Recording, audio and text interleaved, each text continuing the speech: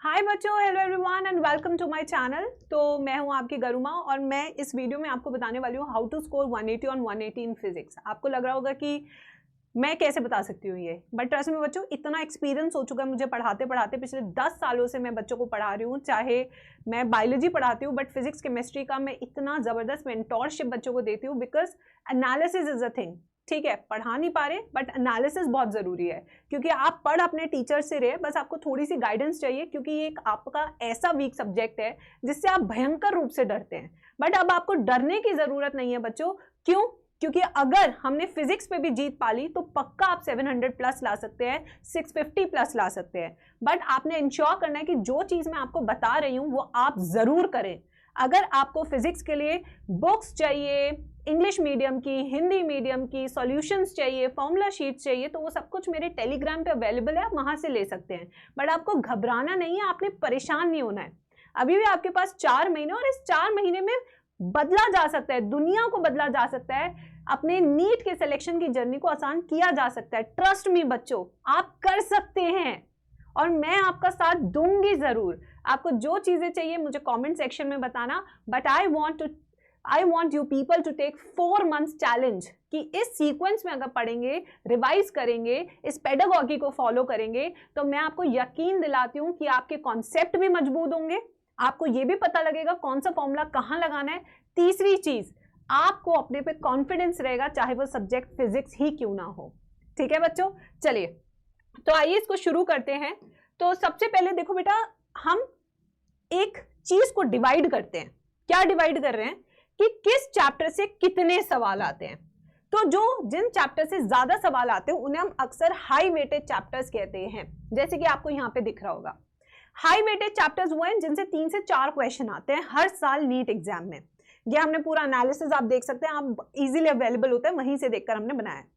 तो units and measurement जैसे easy chapter है, बट अगर आपको 4 क्वेश्चन दे रहा है तो 4 into 4 यानी कि 16 मार्क्स आप यहां पे अपने सिक्योर कर लेते हैं। 12 से 16 मार्क्स आप सिक्योर कर लेते हैं। System of particles and rotation, यहां से अगर आप 16 16 16 लगा के चले तो 8 into 16, ठीक है, कैलकुलेट आप कर सकते हैं कि कितना अच्छे क्वेश्चंस नंबर आपको मिल जाएंगे। ठीक है, फिर आते हैं बच्चों next chapters with medium weightage, जहां से 2 से 3 सवाल आते हैं, जिसमें पहला आपका Newton's law of motion, work energy power, gravitation, kinetic theory of gases, oscillation, electric charges and field, alternating current, wave optics, dual nature of radiation and matter and nuclear. ये वो चैप्टर्स है बच्चों जो मीडियम वेटेज है, 2 से 3 सवाल हर साल NEET में आते हैं। तो पहला क्या होना चाहिए, हाई वेटेज पे ध्यान दें, एक बल्क नंबर हम सिक्योर कर लें। फिर उसके बाद हमें जाना चाहिए मीडियम वेटेज क्वेश्चंस पे, जहां से अब हमारे सिलेक्शन की ओर हमारा स्कोर जा रहा है। ठीक है, तो अभी तक तो हम सिर्फ कह लो कि बल्क बना रहे, अब सिलेक्शन की ओर स्कोर जा रहे हैं, क्योंकि कंपटीशन बहुत टफ होता है। फिर आते हैं लो वेटेज टॉपिक, जहां से 1 से 2 सवाल आते हैं नीट में हर साल, जिसमें motion in a straight line, motion in a plane, mechanical properties of solids and fluids, wave theory, electromagnetic induction, electromagnetic waves and atoms. ये वो चैप्टर्स हैं जो कम है, बट इनके ऊपर भी उतना ही ध्यान देना है जितना हाई वेटेज वाले पे देना है, क्योंकि these chapters will decide your rank. These are rank deciders. ठीक है, पीछे वाले क्या है बच्चों हमारे, दीज आर सिलेक्शन डिसाइडर, कि आपका सिलेक्शन होगा या नहीं। और ये हैं आपके बेसिक, भाई ये भी नहीं करोगे तो बेसिक नंबर भी नहीं आएंगे, बेसिक मार्क्स डिसाइडर। ये वाला कौन सा बच्चों हमारा, दिस, ये हमारे बेसिक मार्क्स डिसाइडर। अगर ये भी नहीं कर रहे, मैक्सिमम मार्क्स भी नहीं स्कोर कर रहे, फिर तो भाई बहुत ही मुश्किल हो जाएगा। इसमें यूनिट्स एंड मेजरमेंट है, system of particles and rotation है, थर्मोडायनेमिक्स, चाहे फिजिक्स हो या केमिस्ट्री, दोनों में इंपॉर्टेंट है, इलेक्ट्रिक पोटेंशियल एंड कैपेसिटेंस है, इलेक्ट्रिक करंट, इलेक्ट्रिसिटी है, मूविंग चार्जेस एंड मैग्नेटिज्म है, ray optics and optical instruments है, सेमीकंडक्टर्स है। तो ये सारी चीजें बच्चों जो आपको काफी हेल्प दिलाएगी अपने एग्जाम के लिए। ठीक है, अब आते प्रोसेस, किस तरीके से हमें शुरू करना है पढ़ना। देखिए बच्चों, सबसे पहले आप अपने टीचर के लेक्चर्स को पूरी श्रद्धा और शिद्दत से देखें। जिस भी टीचर को फॉलो करने, सिंगल टीचर पॉलिसी होनी चाहिए। कोई भी फेवरेट है, चाहे ऑफलाइन का ऑनलाइन का, जो भी फेवरेट है उस टीचर को फॉलो करना चाहिए। दूसरे टीचर्स को नहीं देखना चाहिए फिर, क्योंकि उससे कंफ्यूजन ही पैदा होंगे और कुछ नहीं होगी, एम्बिग्विटी होती है। ठीक है, कंफ्यूजन पैदा होगी, वो नहीं करनी, क्योंकि एग्जाम में कंफ्यूजन लेके थोड़ी जाना है, कॉन्फिडेंस लेके जाना है गाइज, लेके जाओगे ना कॉन्फिडेंस, ठीक है। फिर उसके बाद लेक्चर्स करने के बाद make your own formula sheet, अपनी फॉर्मूला शीट खुद बनाए, सेल्फ मेड, किसी की फॉर्मूला शीट ना ले, कोई दे भी रहा है तो मत लो, खुद से बनाओ। जितने भी फॉर्मूलाज हैं चैप्टर में उसकी खुद से फॉर्मूला शीट बनाओ, क्योंकि लिखने से आपको याद होते हैं फॉर्मूलाज। अगर फॉर्मूला ही गलत लगा दिया या वो याद नहीं आया तो क्या फायदा, कोई फायदा ही नहीं है यार। तो अपनी फॉर्मूला शीट खुद बनाइए, ठीक है, और इसे रिवाइज कीजिए, रिवाइज आफ्टर एवरी 4 days। हर चैप्टर की फॉर्मूला शीट हर 4-4 दिन बाद रिवाइज कीजिए, तो इससे क्या होगा, फॉर्मूला स्टेप्स पे रहेंगे। और रिवाइज कैसे करना है, लिख लिख के, ऐसे नहीं बस देख देख के, लिख लिख के।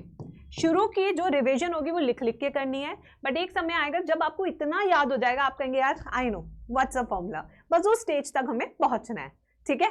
फिर उसके बाद फॉर्मूला शीट्स हो गई, फिर उसके बाद आते हैं PYQs and lecture questions. Lecture questions वो होते हैं मेरे बच्चों जो टीचर आपको लेक्चर के दौरान कराता है, ठीक है।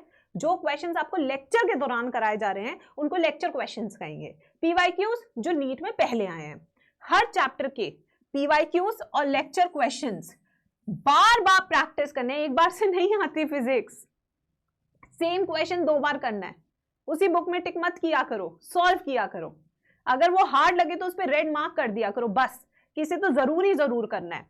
तो यही क्वेश्चंस को कम से कम आपने 5 टाइम्स करना है, क्योंकि जो भी टीचर अपने क्लास नोट्स में क्वेश्चन कराता है वो सबसे मंजोएक क्वेश्चन होते हैं।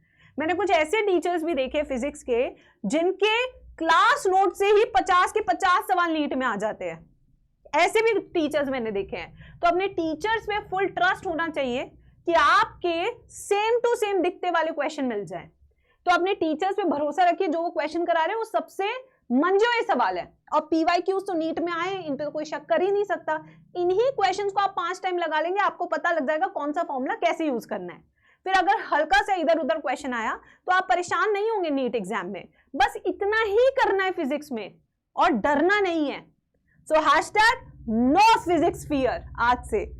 और इसके लिए अगर तुम्हारे पास PYQs नहीं है, अगर आपके पास DPP नहीं है, तो ये सारे बुक्स, चाहे MTG हो गई, अरिहंत हो गई, ठीक है, NCERT सिंप्लीफाइड हो गई, जो बुक बोलो, चाहे हिंदी मीडियम हो गई, इंग्लिश मीडियम हो गई, सारे बुक्स के PDF मैं आपको शेयर कर दूंगी अपने टेलीग्राम पे, तो वहां से आप जाके से ले सकते हैं। तो बच्चों कैसी लगी video, is it helpful for you और नॉट? अगर आप यही पैटर्न फॉलो कर रहे हैं, मैंने अपने बच्चों को देखा जो ऑल इंडिया रैंक 1 भी लाए हैं, 5 भी लाए हैं। मैं खुद एक ऑल इंडिया रैंक 3 हूं, but not in NEET, in my masters, ठीक है। मास्टर का जो ऑल इंडिया एग्जाम था उसमें मैं खुद ऑल इंडिया रैंक 3 रही हूं। मुझे पता है कि PYQs को बार बार रिवाइज करने से, चीजों को करने से आपको कितना फायदा हो सकता है। सो बच्चों make sure and #no fear Telegram join कर लेना and take this 4 months physics challenge. आपको कोई नहीं रोक सकता, ट्रस्ट मी ऑन दिस, ठीक है बच्चों।